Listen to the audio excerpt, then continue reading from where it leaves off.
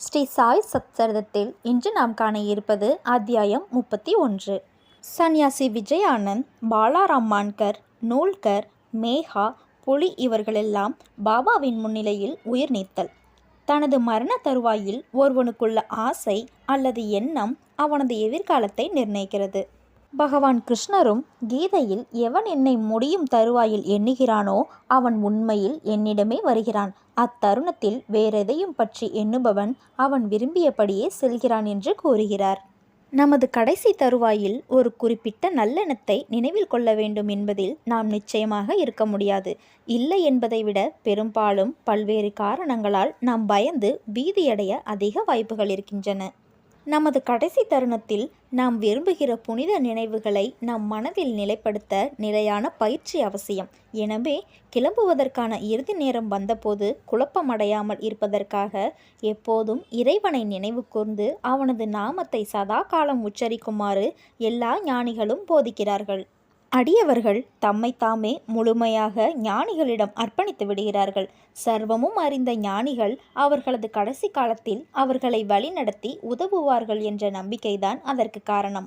இம்மாதிரியான சில நிகழ்ச்சிகளை தற்போது காண்போம். சன்னியாசி விஜயானந்த். சென்னையை சேர்ந்த விஜயானந்த் என்ற ஞானி மானசரோவருக்கு தீர்த்த யாத்திரை புறப்பட்டார். வழியில் பாபாவின் புகழை கேள்வியுற்று சீரடியில் தங்கினார். அங்கு ஹரித்வாரை சேர்ந்த சோமதேவ் சுவாமியை சந்தித்தார். மானசரோவர் பயணத்தை பற்றி அவரிடம் விவரங்கள் விசாரித்தார். கங்கோத்திரிக்கு மேல் மானசரோவர் 500 மைல் உயரத்தில் உள்ளது என்றும் ஏராளமான பனி, 50 காத தூரத்திற்கு ஒரு முறை மொழி மாற்றம், வழியில் யாத்திரிகர்களுக்கு ஏராளமாக தொல்லை கொடுக்கும் பூடான் மக்களின் சந்தேக குணங்கள் போன்ற யாத்திரையில் உள்ள கஷ்டங்களை விவரித்தார். இதை செவிமடுத்த துறவி மனம் தளர்வுற்றார். தமது விஜயத்தை ரத்து செய்தார். அவர் பாபாவிடம் சென்று சாஷ்டாங்கமாக பணிந்தபோது பாபா கோபாவேசம் அடைந்து கூறினார், அந்த உபயோகமற்ற துறவியை துரத்துங்கள், அவரின் நட்பு பயனற்றது என்றார். பாபாவின் குணத்தை அத்துறவி அறியார். எனவே சோர்வடைந்தார். ஆயினும் அங்கு அமர்ந்து அங்கே நடந்து கொண்டிருந்த நிகழ்ச்சிகளை எல்லாம் கவனித்து கொண்டிருந்தார். அது காலை நேர தர்பார். மசூதியில் கூட்டம் அதிகமாய் இருந்தது. பாபா பல்வேறு விதமாக ஆராதிக்கப்பட்டார். சிலர் அவரின் கால்களை கழுவி கொண்டிருந்தனர். சிலர் அவர் கால் கட்டை விரலிலிருந்து புனித நீரை எடுத்து மனநிறைவுடன் குடித்து கொண்டிருந்தனர். சிலர் கண்களால் அவற்றை ஸ்பரிசித்து கொண்டிருந்தனர். சிலர் சந்தனம் பூசினர். சிலர் அவர் தம் புனித மேனிக்கு நறுமணம் தடவினர். குலம், ஆச்சாரம் இவற்றை மறந்து அனைவரும் வழிபாடு செய்தனர். பாபா அத்துறவியின் மேல் கோபம் கொண்டவராயிருந்தாலும் அவர் பாபாவின் பால் பாசம் நிரம்பியவராய் மசூதியை விட்டு போகவில்லை. ஷீரடியில் அவர் 2 நாட்கள் தங்கியிருந்தார். சென்னையிலிருந்து அப்போது அவருடைய தாயார் மிகவும் நோய்வாய்ப்பட்டிருப்பதாக அவருக்கு கடிதம் வந்தது. அவர் மிகவும் மனம் தளர்ந்து தமது தாயார் அருகில் செல்ல விரும்பினார். ஆனால் அவரால் பாபாவின் அனுமதியின்றி செல்ல முடியாது. எனவே தமது கரத்தில் கடிதத்துடன் பாபாவை கண்டு வீடு திரும்ப அனுமதி கேட்டார். வரும் காலத்தை அறிந்த எங்கும் நிறை பாபா அவரிடம், உன்னுடைய தாயாரை நீ இவ்வளவு நேசிக்கும் போது ஏன் துறவியானாய்? சொந்த பந்தங்களும் ஆசாபாசங்களும் காவி உடைக்கு ஒத்து வராது. உன்னுடைய இருப்பிடத்திற்கு சென்று அமைதியாக அமர்ந்து பொறுமையுடன் சில நாட்கள் காத்திரு. வாதாவில் கொள்ளைக்காரர்கள் இருக்கிறார்கள். உனது கதவுகளை நன்றாக தாளிடு. அதிக ஜாக்கிரதையாக இரு. திருடர்கள் அனைத்தையும் எடுத்து சென்று விடுவர். செல்வமும் சுபிட்சமும் நிலையற்றவை. இவ்வுடல் அழிவிற்கும் மரணத்திற்கும் உட்பட்டது. இதை உணர்ந்து இம்மை மறுமை பொருட்களின் மீதுள்ள பற்று அனைத்தையும் விட்டுவிட்டு உனது கடமையை செய். இவ்வாறாக செய்து எவன் ஹரியின் பாதங்களில் சரணாகதி அடைகிறானோ அவன் தொல்லைகள் யாவிலிருந்தும் விடுபட்டு பேரானந்த பெருநிலை எய்துகிறான். அன்புடனும் பாசத்துடனும் எவன் அவரை நினைத்து தியானிக்கிறானோ பரமாத்மா அவனுக்கு ஓடிச் சென்று உதவி புரிகிறார். உனது முந்தைய நல்வினைகளின் சேகரிப்பு அதிகம் உள்ளது. எனவே நீ இங்கு வந்துள்ளாய். இப்போது நான் சொல்வதை கவனி. உனது அந்திம வாழ்க்கையை உணர்ந்து பார். ஆசைகளற்று நாளை முதல் பாகவதத்தை பாராயணம் செய்ய தொடங்கு என்றார். 3 முறை சப்தாகம் செய். அதாவது பக்தி பூர்வமாக 3 வாரம் 3 முறை பாராயணம் செய். பரமாத்மா உன்னிடம் மகிழ்வெய்தி உனது கவலைகளை அளிப்பார். உனது துயர்நிலை மறைந்து நீ அமைதியுறுவாய் என்று கூறினார். அவரது முடிவு நெருங்கி கொண்டிருப்பதை பார்த்து பாபா இந்த சிகிச்சையை தேர்ந்தளித்தார். மரண தெய்வமான யமனை மகிழ்விக்கும் ராம விஜயம் படிக்கும்படி செய்தார். அடுத்த நாள் காலை குளித்து மற்ற தூய சம்பிரதாயங்களை செய்த பிறகு லெண்டி தோட்டத்திலுள்ள ஒரு தனிமையான இடத்திற்கு சென்று பாகவதம் படிக்கத் தொடங்கினார். 2 முறை பாகவத பாராயணம் செய்தார். அதன் பின்னர் மிக சோர்வடைந்தார். வாதாவிற்கு திரும்பி வந்து 2 நாட்கள் தமது இருப்பிடத்தில் தங்கினார். 3வது நாள் பக்கீர் பாபா என்ற படே பாபாவின் மடியில் உயிர் துறந்தார். பாபா அவரது உடலை ஒரு நாளைக்கு ஒரு நல்ல காரணம் கருதி பாதுகாக்கும்படி மக்களை கேட்டுக்கொண்டார். பின்னர் போலீஸ் வந்து உரிய விசாரணை செய்து உடலை அடக்கம் செய்யும்படி அனுமதி அளித்தனர். உரிய இடத்தில் தக்க மரியாதையுடன் அவரது புனித உடல் அடக்கம் செய்யப்பட்டது. இவ்விதமாக பாபா துறவிக்கு உதவியளித்து அவருக்கு நற்கதி அளித்தார். பாபாவின் முன்னிலையில் பாலாராம் மான்கர் எவ்வாறு உயிர் நீத்தார் என்று இப்போது காண்போம். பாலாராம் மான்கர் என்ற இல்லறவாசியான பாபாவின் அடியவர் ஒருவர் தம் மனைவி காலமான பின்பு பெரிதும் சஞ்சலமடைந்தார். வீட்டு பொறுப்பை தன் மகனிடம் ஒப்படைத்துவிட்டு வீட்டை துறந்து ஷீரடி சென்று பாபாவுடன் வாழ்ந்து வந்தார். பாபா அவர் தம் பக்தியால் மகிழ்ந்து அவரின் வாழ்க்கைக்கு ஒரு நல்ல திருப்பத்தை அளிக்க விரும்பினார். அதை அவர் இவ்வாறாக செய்தார். அவருக்கு ரூபாய் 12 அளித்து சாதாரா ஜில்லாவில் உள்ள மச்சிந்திரகட்டுக்கு சென்று வாழும்படி கோரினார். மான்கர் முதலில் பாபாவை பிரிந்து சென்று அங்கு தங்குவதில் மனமில்லாதவராய் இருந்தார். ஆனால் இதன் மூலம் அவருக்கு ஒரு சிறந்த வாழ்க்கை முறையை கொடுத்துள்ளதாக உறுதி கூறி அவரை தேற்றினார். ஒரு நாளைக்கு 3 முறை தியானம் செய்யுமாறு கேட்டுக்கொண்டார். பாபாவின் சொற்களை நம்பி மான்கர் மச்சிந்திரகட்டிற்கு வந்தார். இன்பமான காட்சிகள், தூய நீர், ஆரோக்கியமான காற்று, சுற்றுப்புறம் இவற்றால் மிகவும் மகிழ்ந்து ஏகாக்கிர சித்தத்துடன் பாபா அறிவுறுத்தியபடி தியானம் செய்ய தொடங்கினார். சில நாட்களுக்கு பிறகு ஒரு தெய்வீக காட்சி அவருக்கு ஏற்பட்டது. அடியவர்கள் பொதுவாக அவர்களது சமாதி நிலைகளில் தியானத்தில்தான் அதை பெறுகிறார்கள்.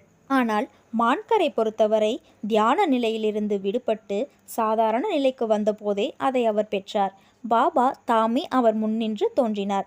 மான்கர் அவரை பார்த்தது மட்டுமல்லாது தான் ஏன் அங்கு அனுப்பப்பட்டிருக்கிறார் என்றும் கேட்டார். அதற்கு பாபா, ஷீரடியில் பல்வேறு எண்ணங்களும் கருத்துக்களும் உன் மனதில் உருவாக ஆரம்பித்தன. உனது நிலையற்ற மனதை அடக்கவே இங்கு உன்னை அனுப்பினேன். நான் ஷீரடியில் இருப்பதாக நீ எண்ணுகிறாய். பஞ்சபூதங்களால் ஆனதும் 3.5 முழ நீளமானதுமாகிய உடம்பில் நான் வசிக்கிறேன் என்றும் அதற்கு வெளியில் நான் இல்லை என்றும் நீ நினைக்கிறாய். இப்போது நீ கண்ணார ஷீரடியில் கண்ட அதே மனிதர்தானா இவர் என்று தீர்மானித்துக்கொள். இந்த காரணத்திற்காகத்தான் உன்னை நான் இங்கு அனுப்பினேன் என்று கூறினார். குறிப்பிட்ட காலம் முடிந்த பின்னர் மான்கர் மச்சிந்திரகட்டை விட்டு நீங்கி தன் சொந்த ஊரான பாந்த்ராவை நோக்கி புறப்பட்டார். புனேவிலிருந்து தாதர் வரை அவர் ரயிலில் பிரயாணம் செய்ய விரும்பினார். ஆனால் அவர் டிக்கெட் பெற புக்கிங் ஆஃபீஸிற்கு சென்றபோது மிகவும் கூட்டமாக இருப்பதை கண்டார். விரைவில் அவரால் டிக்கெட் பெற முடியவில்லை. அப்போது தனது இடுப்பில் கோவணத்துடன் ஒரு கிராமவாசி அவர் அருகில் வந்து, நீங்கள் எங்கு போகிறீர்கள் என கேட்டார். மான்கர் தாதருக்கு என்று பதிலளித்தார். உடனே அந்த கிராமவாசி, தயவு செய்து என்னுடைய தாதர் டிக்கெட்டை எடுத்துக்கொள்ளுங்கள். இங்கு எனக்கு சில அவசர வேலைகள் இருப்பதால் நான் தாதர் பயணத்தை ரத்து செய்துவிட்டேன் என்று சொன்னார். மான்கர் டிக்கெட்டை பெற்றுக்கொள்வதில் பெரும் மகிழ்ச்சி அடைந்தார். பணத்தை தம் பையிலிருந்து எடுத்துக்கொண்டிருக்கும் போது அந்த கிராமவாசி கூட்டத்தில் மறைந்து விட்டார். மான்கர் அவரை கூட்டத்தில் தேடியும் பயனில்லை. ஸ்டேஷனை விட்டு வண்டி போகும் வரை மான்கர் அவருக்காக காத்திருந்தார். ஆனால் அவரை பற்றி எவ்வித சுவட்டையும் அவர் காணவில்லை. இது மான்கர் வினோதமாக பெற்ற 2வது காட்சியாகும். மான்கர் பின்னர் தனது வீட்டிற்கு சென்றுவிட்டு மீண்டும் ஷீரடிக்கு திரும்பி பாபாவின் ஏவலையும் சேவையையும் செய்து வந்தார். அங்கேயே பாபாவின் பாதங்களிலேயே இருந்தார். பாபாவின் முன்னிலையிலேயே அவருடைய ஆசீர்வாதங்களுடனேயே இந்த உலகத்தை துறக்கும் நல்லதிர்ஷ்டம் படைத்திருந்தார். தாத்யா சாஹேப் நூல்கர். தாத்யா சாஹேப் குறித்து ஷீரடியில் உயிர் நீத்தார் என்று மட்டுமே ஹேமத் பந்த் குறிப்பிட்டுள்ளார். சாய்லீலா சஞ்சிகையில் அவரை பற்றி வெளியானதன் சுருக்கம் இங்கு தரப்படுகின்றது. 1909ஆம் ஆண்டு நானா சாஹேப் அங்கு மம்லத்தராக இருக்கும்போது பண்டரிபுரத்தில் தாத்யா சாஹேப் ஒரு சப் ஜட்ஜாக இருந்தார்.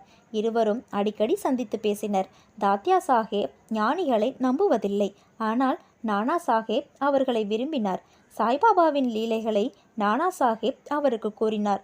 ஷீரடிக்கு சென்று சாய்பாபாவை பார்க்க அவரை வற்புறுத்தினார். முடிவாக 2 நிபந்தனைகளின் பேரில் ஷீரடிக்கு போக சம்மதித்தார். ஒன்று, ஒரு பிராமண சமயக்காரர் அவருக்கு கிடைக்க வேண்டும். 2. அன்பளிப்பிற்காக நல்ல நாக்பூர் ஆரஞ்சுகளை பெற வேண்டும். இவ்விரண்டு நிபந்தனைகளும் தெய்வாதீனமாக நிறைவேறின. நானா சாஹேப்பிடம் சேவைக்காக ஒரு பிராமணர் வந்தார். அவர் தாத்யா சாஹேப்பிடம் அனுப்பப்பட்டார். தாத்யா சாஹேப் 100 அழகிய ஆரஞ்சு பழங்கள் அடங்கிய பார்சலை பெற்றார். அனுப்பியவர் யார் என்று தெரியவில்லை. நிபந்தனைகள் நிறைவேற்றப்பட்டதால் தாத்யா சாஹேப் ஷீரடிக்கு போக வேண்டியதாயிற்று. முதலில் பாபா அவரிடம் மிகவும் கோபாவேசமடைந்தார். ஆனால் படிப்படியாக தாத்யா சாஹேப் தமது அனுபவங்களால் பாபா கடவுள் அவதாரமே என்று உறுதி பெற்றார். பாபாவிடம் அத்தகைய அன்பு பூண்டு தனது மரணம் வரை அங்கேயே தங்கினார். அவருடைய முடிவு நெருங்கி கொண்டிருக்கும் போது அவரிடம் புனித வேதங்கள் படிக்கப்பட்டன. முடியும் தருவாயில் பாபாவின் பாத தீர்த்தம் கொண்டு வரப்பட்டு குடிப்பதற்காக அவரிடம் தரப்பட்டது. பாபா அவருடைய மரணத்தை கேள்விப்பட்டு, ஓ, தாத்யா நம்மை விட்டு சென்று விட்டார், அவர் மீண்டும் பிறக்க மாட்டார் என்றார். மேகாவின் கதை ஏற்கனவே 28ஆம் அத்தியாயத்தில் விளக்கப்பட்டிருக்கிறது. மேகா இறந்த பின்பு கிராமத்தார் எல்லோரும் சவ ஊர்வலத்தில் கலந்து கொண்டனர். பாபாவும் அவர்களுடன் கூட சென்று மலர்களை மேகா உடல் மீது பொழிந்தார். சடங்குகள் செய்யப்பட்ட பிறகு சாதாரண மனிதர்களைப் போன்று பாபாவின் கண்களில் இருந்தும் நீர் வழிந்தது. பெரும் துக்கத்தாலும் கவலையாலும் பீடிக்கப்பட்டிருப்பதாக காணப்பட்டார். பின்னர் அவரது உடம்பை மலரால் மூடி நெருங்கிய உறவினரைப் போல அழுத பின்பு பாபா மசூதிக்கு திரும்பினார். மனிதர்களுக்கு பல ஞானிகள் சக்தி அளிப்பது கண்ணுறப்பட்டிருக்கிறது. ஆனால் சாய்பாபாவின் பெருமை ஒப்புமையற்றது.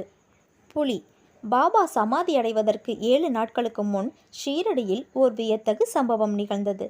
ஒரு கிராமப்புற வண்டி வந்து மசூதிக்கு முன்னால் நின்றது. தனது பயங்கர முகம் வண்டியின் பின்புறம் நோக்கி திரும்பியிருக்க இரும்பு சங்கிலிகளால் பிணைக்கப்பட்டுள்ள ஒரு புலி வண்டியில் இருந்தது. அது ஏதோ ஒரு நோயால் பயங்கர துன்பத்தால் அவதியுற்று கொண்டிருந்தது. அதனுடைய காவலர்களான 3 தெருவர்கள் அதை ஊரூராக எடுத்து சென்று காண்பிப்பதன் மூலம் பொருளீட்டி வந்தனர். அந்த புலி அனுபவித்து கொண்டிருக்கும் வேதனைகளிலிருந்து அதை விடுவிக்க, குணமளிக்க அவர்கள் எடுத்துக்கொண்ட பலவித சிகிச்சை முறைகளும் பலனற்றதாய் விட்டன. அப்போது அவர்கள் பாபாவின் புகழை கேள்வியுற்று மிருகத்துடன் அவரை பார்க்க வந்தனர். தங்கள் கைகளில் சங்கிலியுடன் அதை அவர்கள் கீழிறக்கி கதவருகில் அதை நிற்கும்படி செய்தனர். அது இயற்கையிலேயே குரூரமானது, அத்துடன் நோய்வாய்ப்பட்டது. எனவே அது இருப்பு கொள்ளாமல் இருந்தது. மக்கள் அதை பயத்துடனும் வியப்புடனும் பார்க்க துவங்கினர். தெருவர்கள் உள்ளே சென்று புலியை பற்றிய அனைத்தையும் பாபாவுக்கு கூறி அவருடைய அனுமதியுடன் அதை அவர் முன்னர் கொணர்ந்தனர். புலி படிகளை நெருங்கியதும் பாபாவின் ஒளியினால் அதிர்ச்சியுற்று தனது தலையை தாழ்த்தியது. பாபாவும் புலியும் சந்தித்து கொண்ட போது அது படியேறி பாபாவை பாசத்துடன் நோக்கியது. தனது வாளில் உள்ள மயிர்கொத்தை ஆட்டி அதை 3 முறை தரையில் அடித்து உணர்ச்சியுற்று சாய்ந்தது. அது இறந்தது கண்டு தெருவர்கள் முதலில் பெரும் துன்பமுற்று சோகம் நிரம்பியவர்களாய் இருந்தனர். ஆனால் பக்குவமடைந்த எண்ணத்திற்கு பின் அவர்கள் தங்கள் நிலைக்கு திரும்பினர். புலி வியாதியால் பீடிக்கப்பட்டிருந்ததால் அது தனது முடிவை நெருங்கிக் கொண்டிருந்தது என்றும், அது மிகுந்த தகைமை உடையதாயிருந்ததால் பாபாவின் பாதாரவிந்தங்களில் அவர் தம் முன்னிலையில் மரணத்தை சந்திக்கும் நிலை அடைந்தது என்றும் கருதினார்கள். அது அவர்களின் கடனாளி. கடன் தீர்ந்ததும் விடுதலையடைந்து தன் முடிவை சாயியின் சரண கமலங்களில் சமர்ப்பித்தது. ஏதேனும் ஒரு ஜந்து ஞானிகளின் பாதங்களில் தலை தாழ்த்தி தன் முடிவை சந்தித்தால் அது நற்கதி அடைந்ததாகிவிடுகிறது. அத்தகைய ஜந்துக்களை பொறுத்தவரை அவைகள் புண்ணியசாலிகளாக இருந்தாலன்றி எங்கினம் அத்தகைய மகிழ்ச்சிகரமான முடிவை எய்த இயலும்? அத்தியாயம் 32 பாபா எங்கினம் தமது குருவை காடுகளில் சந்தித்தார் என்றும் 3 நாட்கள் விரதம் இருக்க எண்ணிய திருமதி கோகலேயை எங்கினம் பாபா பூரண போலியை சாப்பிட செய்தார் என்றும் காண்போம். ஸ்ரீ சாயியை பணிந்தால் அனைவருக்கும் சாந்தி நிலவும். ஓம் சாய்ராம்.